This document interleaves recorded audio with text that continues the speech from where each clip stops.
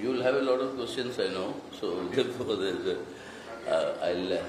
I'll only want to make one or two points, and then we can discuss. The first point is that from the last 3 days of my campaign here, I'll be here for another 4 days. So during this period, one thing is very obvious, that the BJP, despite the Prime Minister's coming here very often, is not likely to open its account in the Parliament, which is good, which is what the country also needs, and we are sure that that will happen. That's the first point. The second is that it's very unfortunate, I think, after coming here, the sort of a campaign that is being conducted against the LDF and particularly the CPIM. I was at Vadagara yesterday and I saw the sort of that very obscene, virulent social media campaign that was conducted against Comrade Shailaja. And my only comment was, when the media was asking me, my comment was, this is the confirmation that Shailaja has won the election. I mean, that is why out of sheer desperation they are resorting to this sort of campaigns. Now, but that the level of campaigning which we think should be, a decorum should be maintained by all means.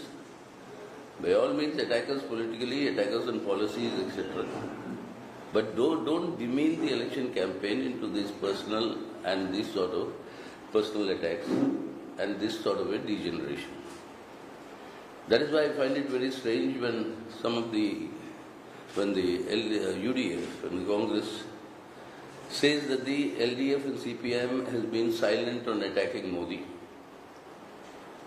Now we'd like to, I only want to point out facts. I mean no other comments on anybody else, no individual, no comments on their comments. But what are the facts? When the CAA was implemented in the Parliament, not only did we oppose it, but we raised a public campaign against it, saying that this is anti-constitutional because it links citizenship with religion, which the Constitution does not permit.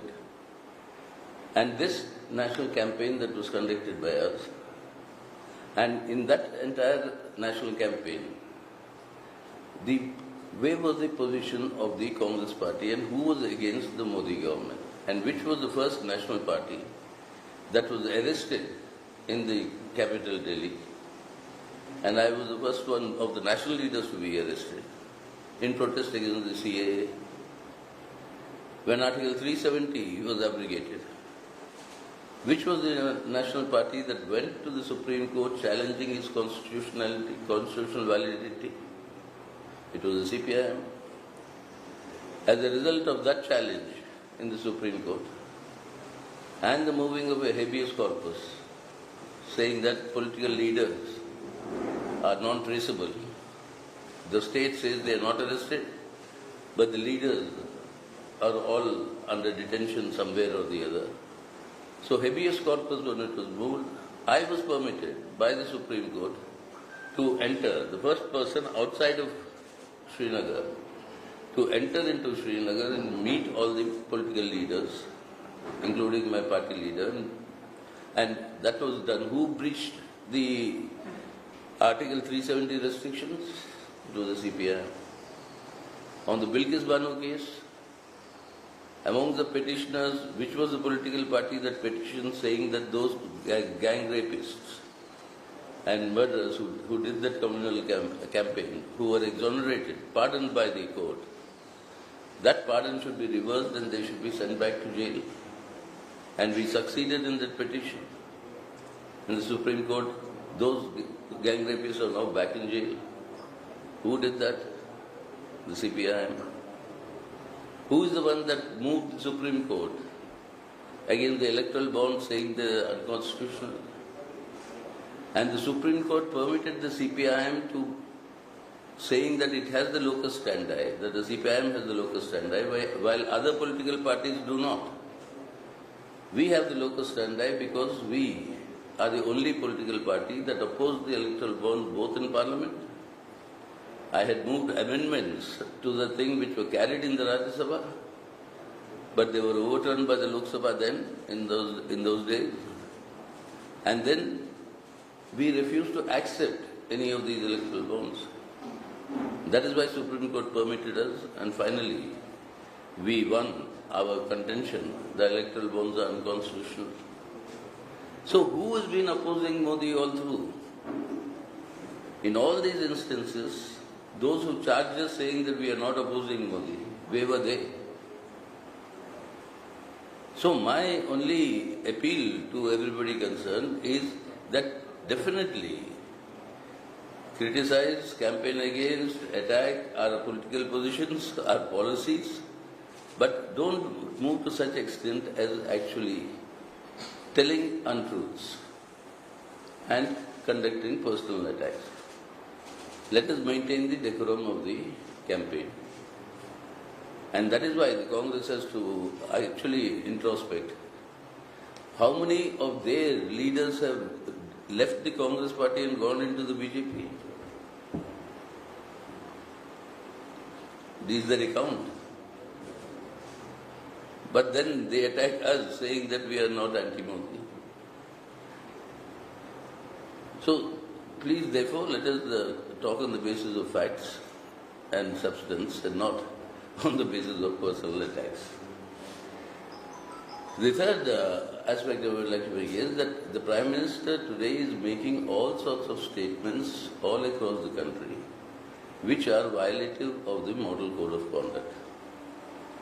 I have given a petition to the Election Commission listing out various statements made by the Prime Minister, including information and evidence of the speeches that the Prime Minister made, aiming at sharpening communal polarization on the issue of Ram, leading up to Ram Navami, which was yesterday, on the question of Ram and the Ram temple in Ayodhya.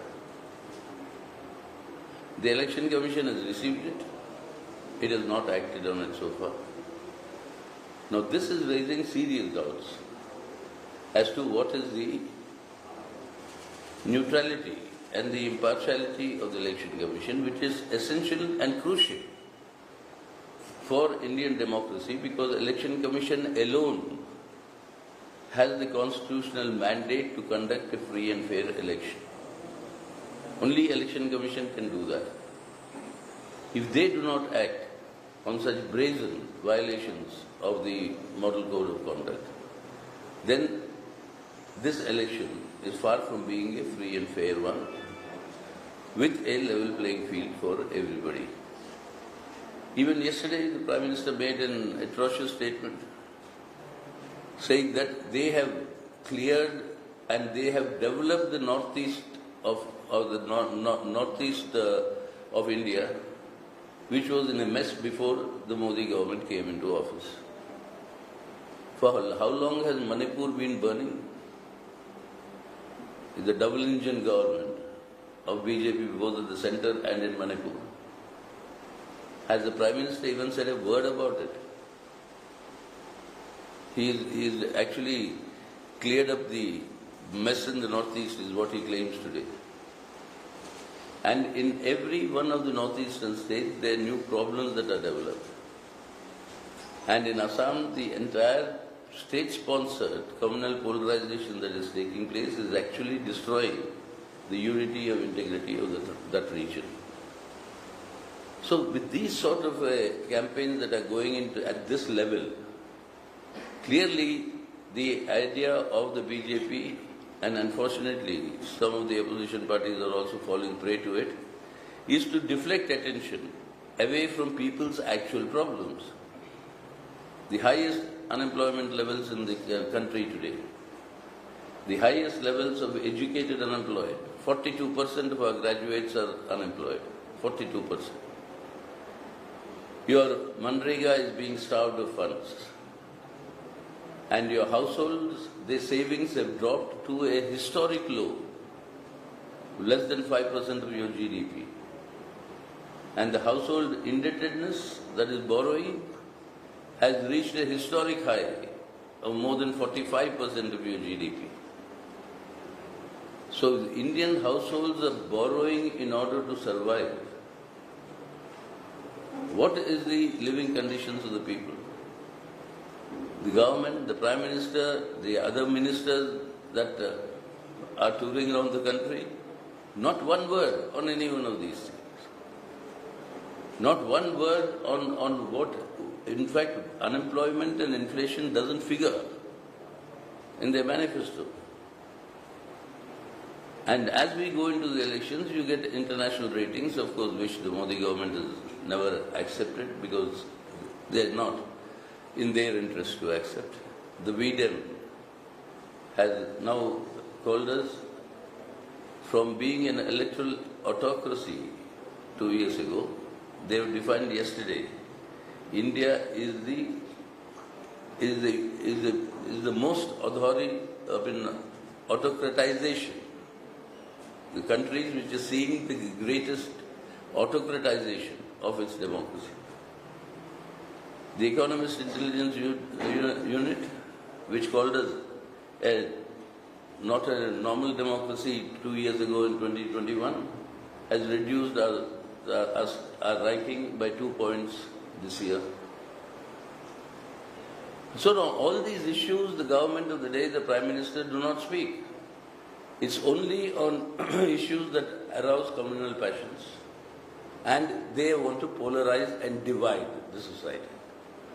And by doing that, they're doing the greatest disservice to India. And this is based on total fiction. There is Modi guarantee that he will take India to be the third largest GDP in the world, third largest economy. Now, when we've been pointing out earlier also, it doesn't require Mr. Modi. You can be the Prime Minister of India, and even then in 2027, India will be the third largest economy. Why? Statistically, the rate at which our GDP is growing because of our numbers, 140 crore people, means everybody contributes something or the other to the GDP. Employed, unemployed, whatever it may be. There's some contribution. The rate at which our GDP is growing is faster than the rate at which Japan and France are growing. So by 2027, we'll overtake them. That's a statistical fact. It doesn't require Mr. Modi or the BJP government to achieve that. That will happen irrespective of who is in the government. But the other reality is what? In terms of per capita GDP, you are number 142 out of 180 countries in the world. You are the lowest per capita GDP amongst all the G20 countries. You have the lowest per capita GDP amongst all the BRICS countries. And that is the actual reality. Even after you become the third largest economy, the US economy, the number one economy in the world, will be 6 times larger. 6 times. And China, which is the number 2 in global economy, will be 5 times larger than our number 3 position. So, all these statistical gimmicks are being used to justify as though there is an economic prosperity. The reality is greater misery for the people. That is why this government has to go. If we have to protect the secular democratic character of the Indian Republic and improve people's welfare. That in a nutshell is what the CPIM stands for, is campaigning for. And now if you have... The commission shows partiality against... I'm sorry? Election commission shows partiality in favor of BJP now. Election Commission is? Shows partiality in favor of BJP now. I don't know whether they're working in favor of BJP now, but they're not taking action on blatant cases of violation of MCC. They're not actually acting, which they only have the authority to act. These statements, I've given it in writing, you've submitted evidence of the speeches that were given by the Prime Minister, but there's nothing. There's not even, they say they gave us time for a delegation to come and meet them, which we never received. We said, you and I, when we go to vote, we press the vote on our ballot unit. What vote we want. then what we pressed is shown in the VVPAT, that symbol. So we are happy, we see that symbol. But from the VVPAT, that vote is transferred to the control unit. And the counting is done from the control unit. What goes from the VVPAT to the control unit, we don't know. That's where the doubt comes. So we told the Election Commission it's a simple matter of relocating the machines. You have the ballot unit. After that you have the control unit. And from the control unit you have the VVPAT. So you and I know that your and my vote has been registered properly in the control unit, which is where the votes are counted. Simple operation. But the Election Commission is refusing.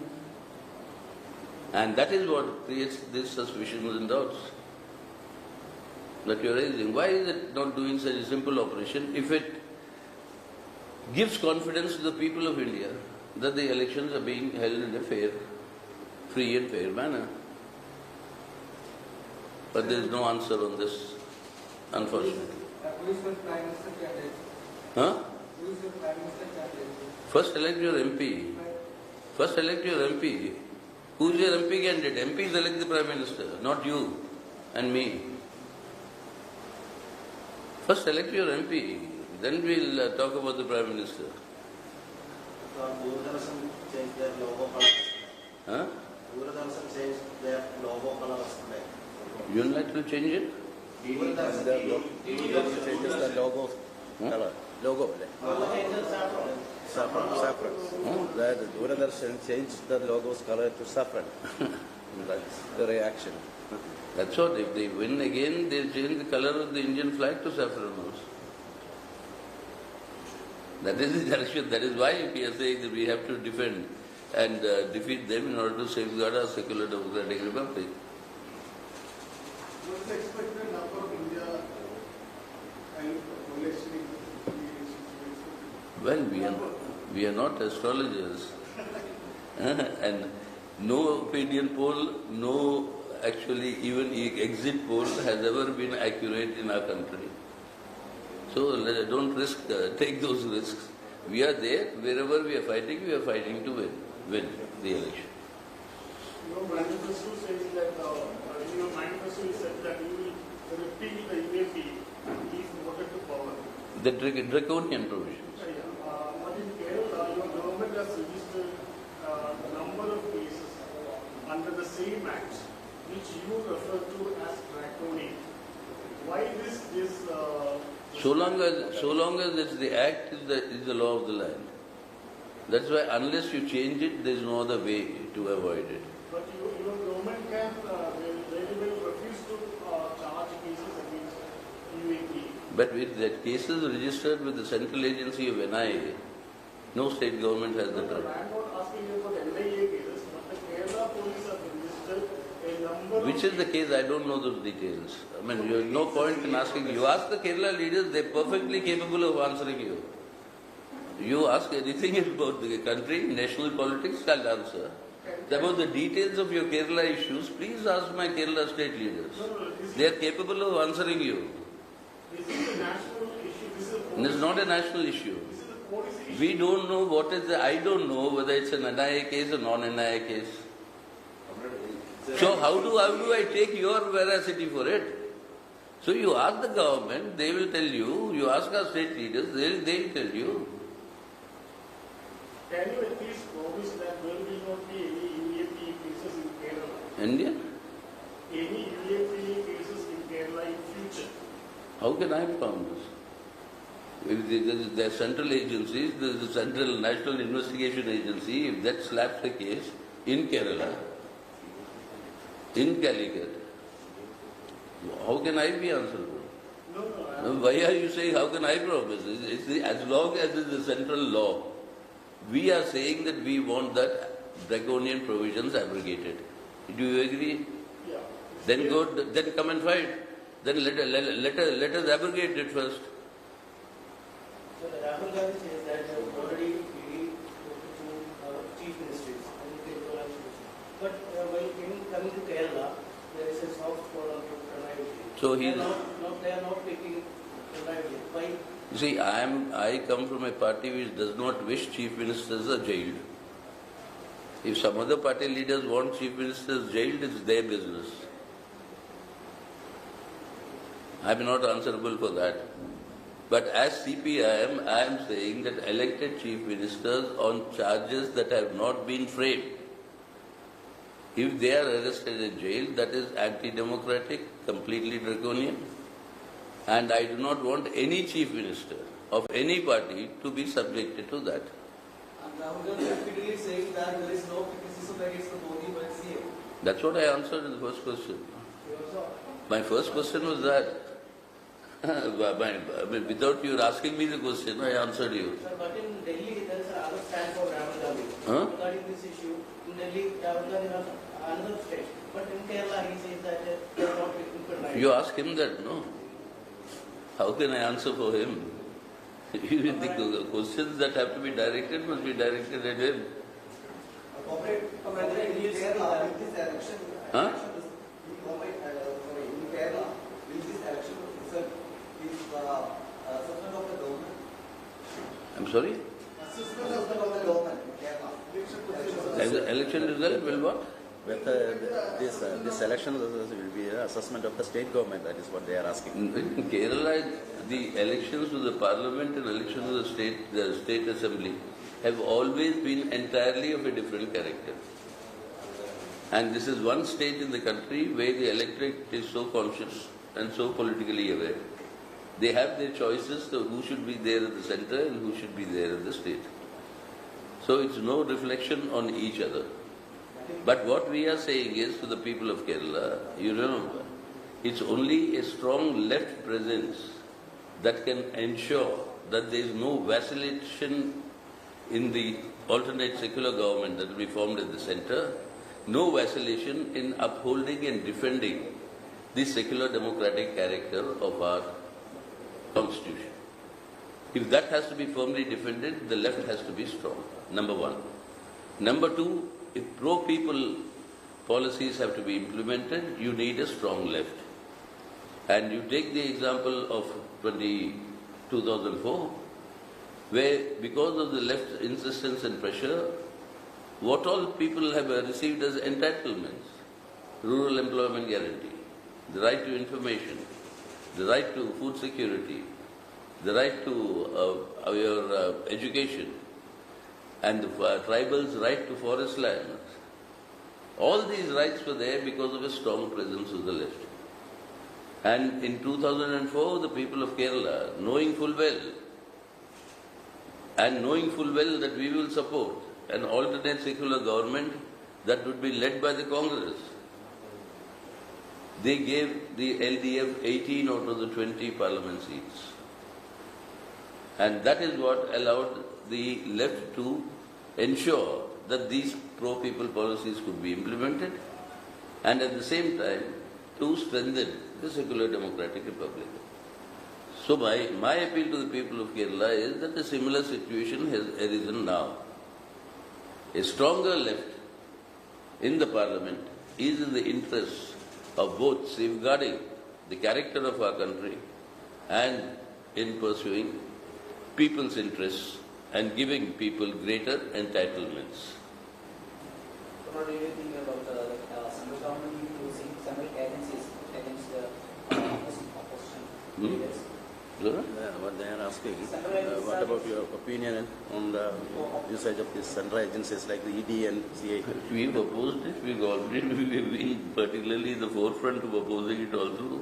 And we've said that by the way they have amended these acts, UAPA, PMLA, etc., etc., the Modi government has successfully inverted the principle of jurisprudence.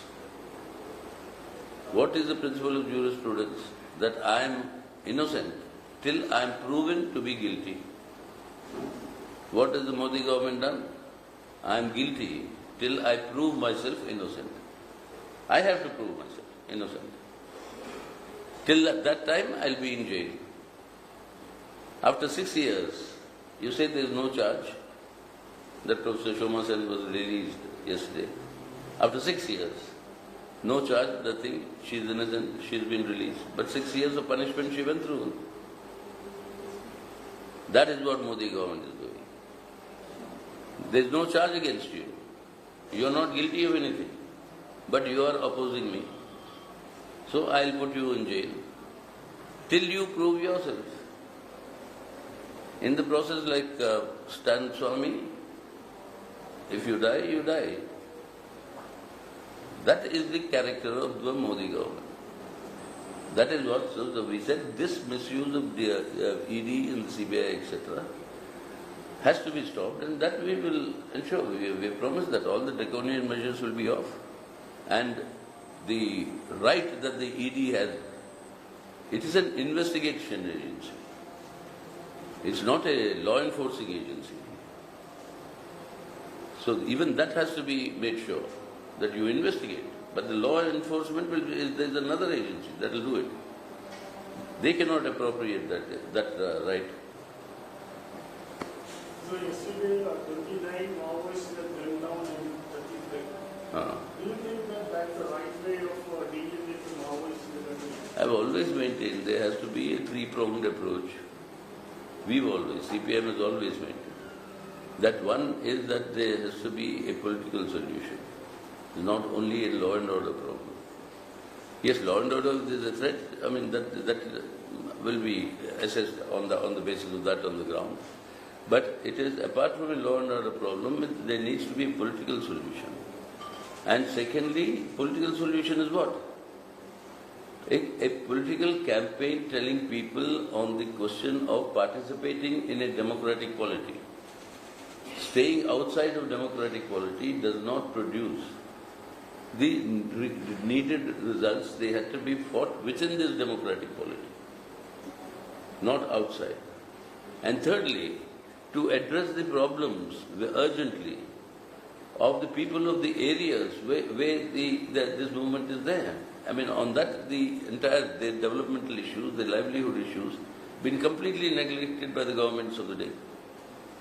And so long as that are neglected, that provides the fertile ground for them. So it has to be a three-pronged approach. A political solution, apart from law and order, and then addressing the problems of economic development of the region.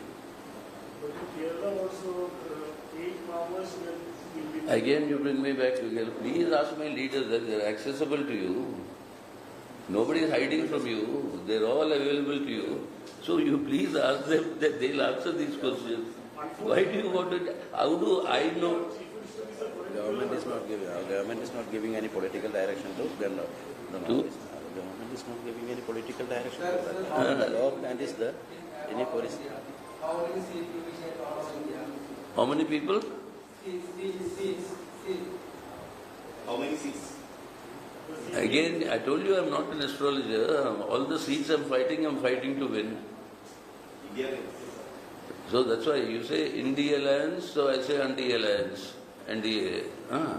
So that is why don't make this into a non-serious issue. The number of seats, all the seats we are fighting to win. Okay? Thank you. Only water. Or what?